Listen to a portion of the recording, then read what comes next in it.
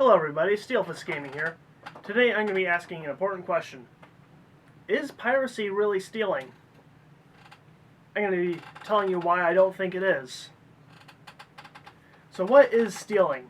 The act of stealing is to take something from someone that they didn't give you permission to have, and therefore deprive them of that. Now let's say that I go into a movie store, and I take a DVD off the shelf, I hide it in my pocket, and I go outside. That's stealing because I took something from them. That's a physical piece of media they no longer have. And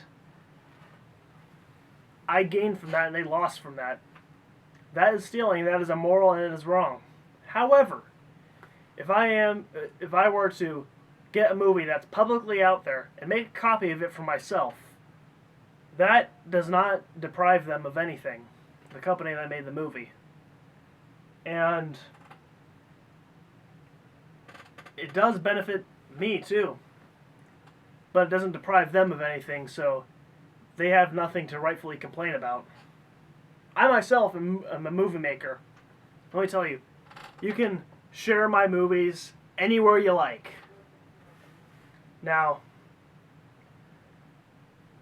a lot of people, they say that piracy is stealing because they think that not paying for something that's already out there and can be infinitely replicated for free is stealing. When really, it's completely possible to make an infinite supply for a finite demand, which makes piracy bound to always happen. Because copying a bunch of ones and zeros is free. Or it's at least close to free as you can get. Costs electricity and storage, but that's about it. And a lot of the people who were going to pirate, they weren't going to buy the movie anyways, or the video game anyways. So it doesn't make any difference to the company. Especially if it's abandoned intellectual property. Now, as far as I know, there aren't any laws about intellectual property abandonment, but if a company, they put out a video game, let's say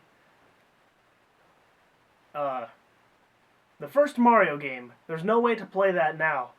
There are no new downloads for that, as far as I know. And the company which made it, Nintendo, no longer has any way for you to buy it. Piracy, which means that there's going to be a demand. Piracy is the only way to create supply for that. So, it's bound to happen.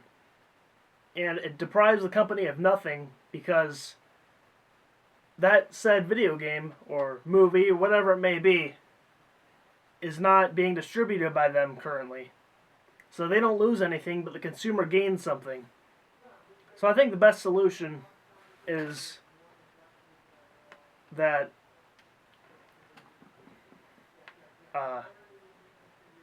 you should just not abandon things that you want people to not pirate.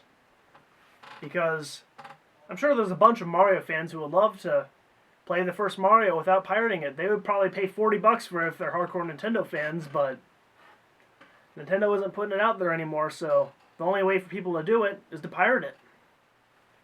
So not only is piracy sometimes a last resort and an only option, but it does not deprive the original creator of anything.